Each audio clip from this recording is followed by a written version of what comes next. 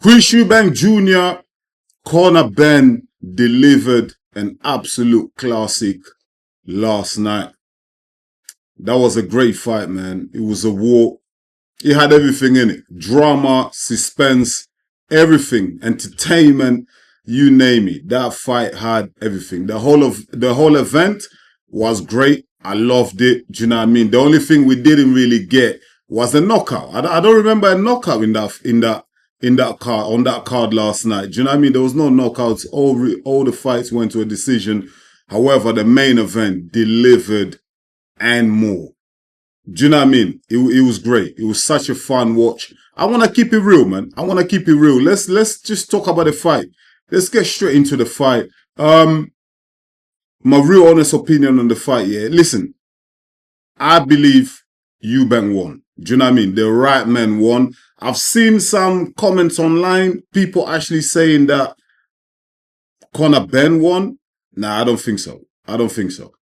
Chris Eubank Jr. won the fight, but I didn't give it the margin that the judges gave it, like 16-12. I didn't give it that. Do you know what I mean? I had Eubank winning by 2 rounds. Do you know what I mean?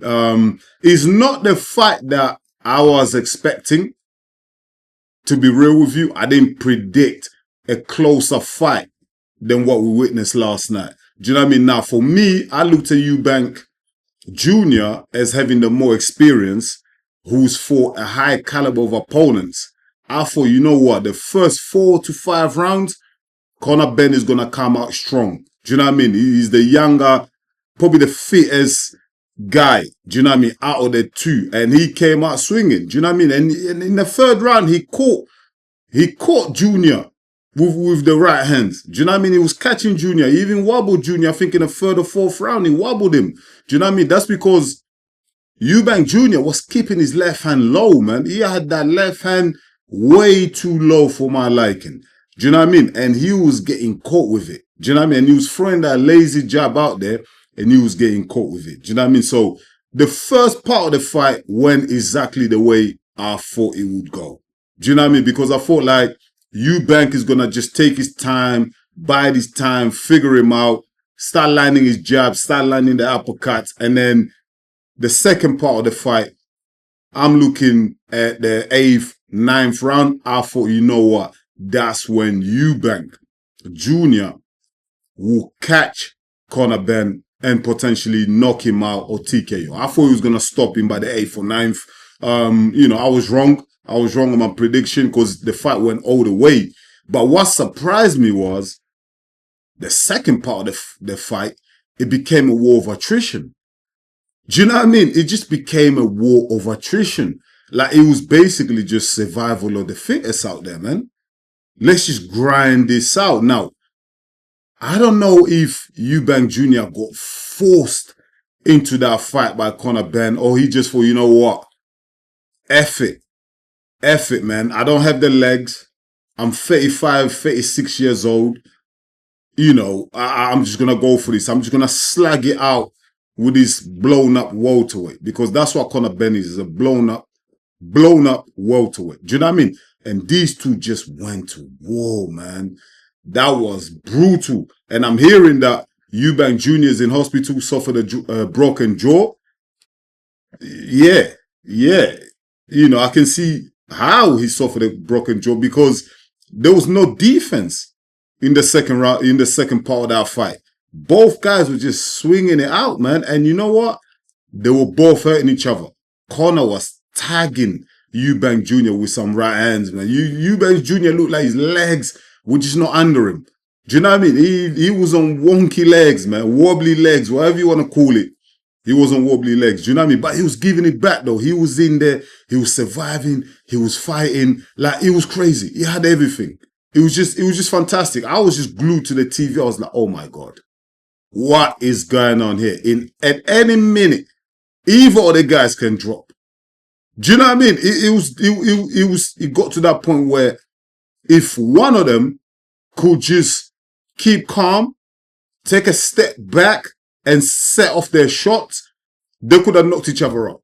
Do you know what I mean? Like both guys wasn't really thinking at that moment. They were just, you know what, let's just slug it out. But it's understandable, man. It's understandable. I'm not really going to criticize either fighter for getting drawn into that slugfest, into that war of attrition. I'm not really going to criticize them too much. I'm not going to give them a hard time on it, because let's put this into context. Let's put this into context, because I'm seeing a lot of people say, oh, but Eubank Jr. is the bigger guy. Eubank Jr. is the bigger guy. He should have stopped Conor Benn. What you're not understanding, you're not putting things into context. This is more than just boxing to these two fighters. This was more than just boxing. This is legacy. This is family feud. There's history here. Do you know what I mean? Both of the fathers fought each other for what, 30 years ago, whatever. They hated each other. Do you know what I mean? There was more on the line here. So it had to come to that. It had to come to who wants it the most. It had to come to let's just slug it out. Do you know what I mean? As much as a lot of us wanted to see Eubank dominate Conor Benn, outbox him and stop him and show him who's the better boxer, who's the bigger man. But at the end of the day, man, listen, if your family legacy is on the line, you're going to try and get the job done by any means necessary. Do you know what I mean? We need to put everything into context. Any other fight that Eubank is involved in, like when he fought Zerameta, there was no war of attrition. He boxed well, popping the jab and the uppercut, and he stopped Zerameta because there was no family feud in there. It was just another fight. It was just business to handle. But this fight was more than just business. There was more on the line in this fight. That's why you see both guys just going all out. A bit of a messy fight. Do you know what I mean? I'm not going to say both guys came out of it looking like elite boxers. Never. They didn't come out of it looking like elite boxers. No chance in hell. But you know what? They came out of it looking like warriors. Do you know what I mean? They've come out of it looking like warriors. And Conor Benn, respect to Conor Benn. You know what I mean? Whatever we might say about Conor Benn with the egg situation, people calling him a drugs cheat. They said a lot of things have been said about Conor Benn, the way he's conducted himself throughout the whole build-up of the fight, his attitude. Not something that I like to see in a fighter. Do you know what I mean? He's not my favorite fighter. Do you know what I mean? Whether it comes to ability or his attitude outside the ring, he's not my favorite guy. I don't really look out for Conor Benn like that. But what I will say is I do respect the manner in which he carried himself in that ring. I respect the warrior in him. He's shown me that Conor Benn's got that dog in him. Do you know what I mean? Conor Benn's got that dog in him. Now I know, even in other fights, if Conor Benn gets into a sticky situation, I know he's not going to quit. I know he's going to carry on fighting. Now, whether he performed the way he performed last night because of what was on the line, family legacy, etc., you know, that I can understand that reasoning as well. Like in another fight, that's not going to be on the line if he's not fighting Eubank Jr. So he might not have that same determination that I had last night, but still, I have to respect the guy as a fighter. Do you know what I mean? And I feel like his stock has risen. Do you know what I mean? I feel like more people have, the fans, the boxing fans, you know what I mean, especially the hardcores, will have more respect for him. You know, he's done no harm to his image last night at all because of the way he boxed. Do you know what I mean? He boxed fantastic, you know, for the situation that was happening in that moment, in that fight. I thought he was going to get stopped, but nah, he proved me wrong. He's got a chin on him. You know what I mean? And he could have got dropped. Some of the shots that he was eating, he could have got dropped, but you know what? He stayed up. He stayed up, and that's what boxing is all about. That's what us fans like to see in fighters, man. You take the shots, you give them back, you take some, you give them back, and you carry on fighting. If you get dropped, if you get stopped, hey, so be it. You lost to the better man, but you know what? You gave it your best. That's what Conor Benn did. He gave his best. He lost the fight. I don't agree with him saying, you know, I think he won the fight. Eddie Hearn coming out talking absolute rubbish. I don't know what's going on with Eddie Hearn, but Conor Benn lost the fight. But he shouldn't hang his head in shame. You know what I mean? He should be chin up, shoulders up, chest puffed out. He performed well against a middleweight. You know what I mean? But we can't actually overlook the fact that Chris Eubank Jr., for me, arguably, that was probably one of his worst performances I've ever seen. Do you know what I mean? Even though I am giving him credit, I'm applauding him for being a warrior in there. But I feel like from a boxing ability wise, I think that was one of the poorest fights he's been in. You know what I mean? Especially considering his last 2 fights, you know, against Zarameta, against Liam Smith, where he boxed absolutely beautifully with the jab, the range, the left hook that he uses, the uppercut. I feel like in the last 2 fights, he performed really well. In this fight, like I said, man, again, family feud, family legacy on the line. I feel like he just thought, you know what? At 35 years old, I just have to just push myself and just dog it out with this guy, man. Do you know what I mean? We're just going to have to go to war here. And I feel like he made a decision in the second part of the fight. He went through and he wasn't going to change. Do you know what I mean? Hence why he suffered a broken jaw, you know, cut above the eye, which was caused by an accidental headbutt. But he had to go to war. You know what I mean? But in terms of pure boxing, that wasn't his best performance. You know what I mean? And also we have to look at the circumstances. You know what I mean? The mitigating circumstances that surrounded this fight with the rehydration clause where Chris Eubank Jr. struggled to make the 160 on the weighing day. Do you know what I mean? On the Friday, he came in at what? 160.5, the first try. And on the second try, he came on 160.05. Do you know what I mean? He missed it by half an ounce. So it was tough for him to make that weight. And it's understandable at his age, what he's been through. Do you know what I mean? It was very hard for him to make the weight. He did make the weight 169 on the day of the fight in the morning weigh-in, but how much did he really have? How much time did he have to rehydrate? Do you know what I mean? To be fully, you know, to be a full-blown middleweight. Do you know what I mean? The Chris Eubank Jr. that we know. Do you know what I mean? He didn't have enough time. You know what I mean? So he was drained in that fight.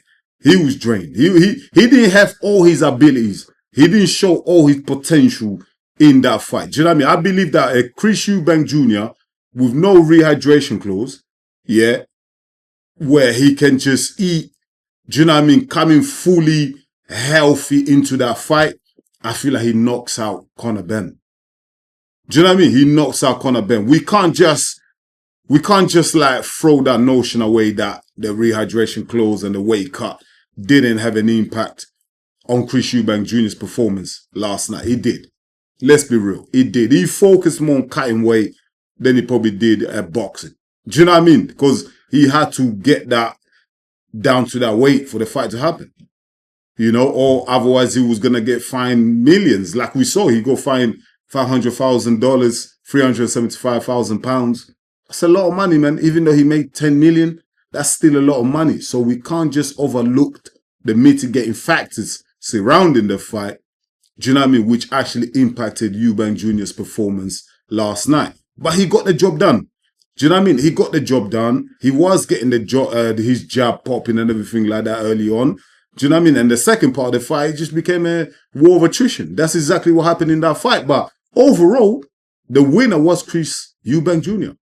You know, there was no robbery here. No one cheated. Do you know what I mean? The right man won. And let's leave it at that. Now, people are talking about the rematch. Conor Benn's talking rematch. He tweeted that he's going to see Eubank Jr. again. That's not over. Chris Eubank Jr. is at the hospital. Both men taking a lot of damage. That's going to take a lot out of both men. A rematch, I don't mind seeing a rematch.